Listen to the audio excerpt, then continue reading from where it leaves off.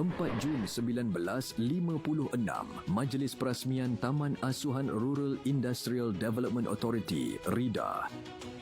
Pada hari ini dalam tahun 1956, Majlis Perasmian Taman Asuhan Rural Industrial Development Authority, RIDA disempurnakan oleh Yang Teramat Mulia Tunku Abdul Rahman Putra Al-Haj, Ketua Menteri Persekutuan Tanah Melayu di Kuala Lumpur.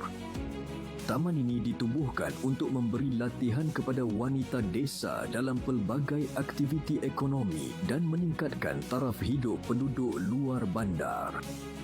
Para peserta telah dipilih dari seluruh negeri di Persekutuan Tanah Melayu dan mengikuti kursus yang disediakan selama sebulan.